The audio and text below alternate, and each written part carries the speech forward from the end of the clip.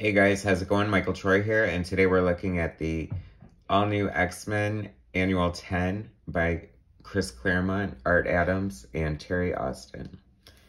Alright guys, so here's X-Men Annual 10. This is illustrated by Art Adams. I didn't realize that Art Adams drew quite a few X-Men Annuals, and they really should just collect them all together because the art is stunning. It deserves like a new print, a new go. And this is one of my favorite books from back in the day. And it has great art, as you can see here. It's guest starring the New Mutants, because they're supposed to be the new X-Men, and that's why they have these great costumes. And that's why we have this homage to Giant Size X-Men #1, which of course has been homaged to death with the new X-Men bursting through the image of the old X-Men.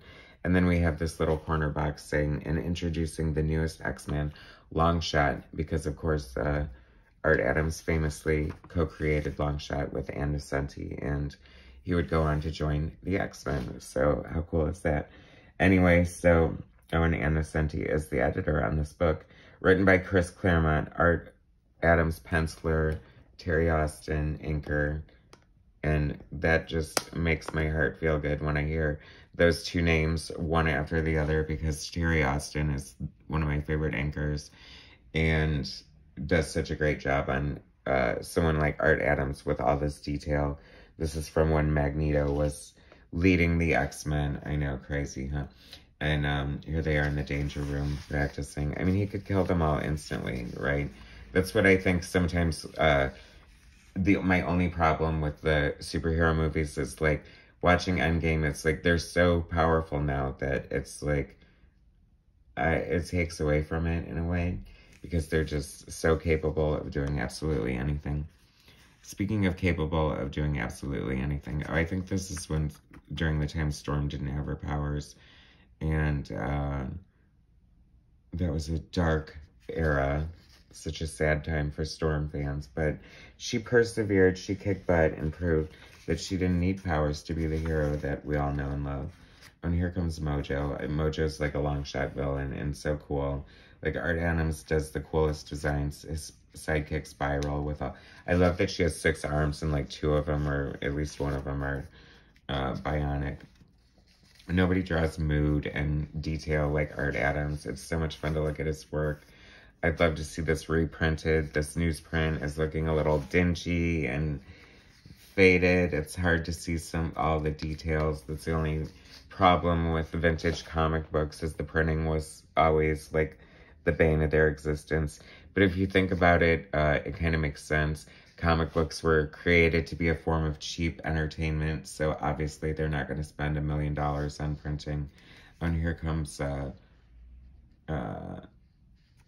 LONGSHOT bursting into the danger room, and he leaves all this like spooge everywhere, which is like covered everybody, but luckily it dissolves. So hey, Chris Claremont, are you watching? You should do a follow-up story where they're all like affected by whatever that stuff is. Maybe they all become LONGSHOTs, or maybe they already were affected and that's why they become children. I think that's what happened. Oh gosh, sorry to second guess you, Chris Claremont. I guess you could probably write without my guidance. Anyway, here's Storm looking all cool in her attic. I love Art Adams is one of my favorite Storm artists. I love like when they were in Asgard and she was Thunderstorm with the mohawk and everything. Oh yeah, see, it's happening. The X-Men are... Kitty's already a little kid. Storm's getting shorter. So the X-Men are turning into children. The X-Babies, remember them? I don't know. I'm usually hyper against like child versions of superheroes, but I don't know. The X-Babies by Art Adams, that's pretty forgivable, right? So here comes Warlock. Very few artists can draw Warlock as well as Bill Sienkiewicz, his original creator, but I have to say that Art Adams is up there, and it's so weird. You wouldn't have thought it, because Bill Sienkiewicz has that crazy, sketchy, like, style, and Art Adams has his, like, just beautiful, like, clear, concise, highly detailed, super heroic style, and just, it's, like, perfect. And I love the matching of Warlock and Doug anyway, since Doug's powers are only translating languages, which isn't super useful out in the field. So when they mesh together and become Douglock, and it sort of becomes his armor. Although I have to say they do look cute. Not every superhero artist can draw kids cute, and Art Adams pulled it off. Good on you, Art Adams. By the way, make sure you subscribe and hit like, and I super appreciate it. Thanks for watching.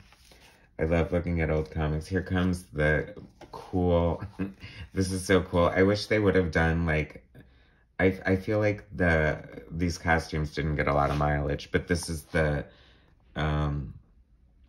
New Mutants as the new X-Men taking over, and they've just got these crazy costumes. I love Cypher looking very much like Cyclops, Warlock looking like Space Ghost Superman hybrid, which is like super cool. I just love all their costumes. I don't know, they probably smack 80s or whatever. I don't know if these would fly today, but fun costume. A little bit of, I don't know, is it cultural celebration or appropriation or just like exploitation?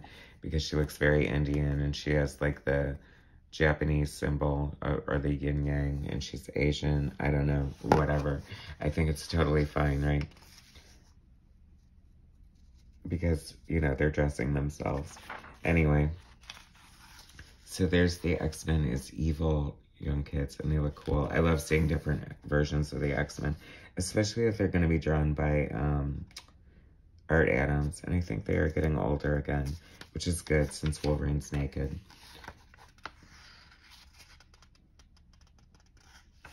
Mojo, so it's such a cool villain. I just love Mojo and Spiral, and they're so suited to be X-Men villains. Here's Rogue. So rudely just, I mean, who wouldn't want to plant one on Sunspot? But I mean, just like kissing him to take away his powers. And she looks cool there. I like how she's sort of halfway took his powers, so she's not all the way black like he is when he uses his powers. And sort of got like this zipatone thing going on, which is cool. I always thought this page was cool. Wolverine, like, totally freaking out on Karma and, like, slicing up the wall behind her. And you can see all the, like, cuts into the wall. It's so cool. And that's such a great shot of Wolverine just, like, tearing off his mask and all the rage in his face. And then we have Psylocke before she became, Asian by going through the siege paralysis. She was just a purple-haired British marm. Not really, but you know what I mean. Ilyana. How cool is Ilyana? One of the best additions to the X-Men, right? Except for Storm. I mean, just when... That's what I love about Art Adams. Like, he's the gift that keeps giving. Just when you think there's not going to be another cool... you know, blow you away page. Then you turn the page and there's Storm just looking all cool, hanging in the air, doing her thing, using her powers. Here comes Rogue.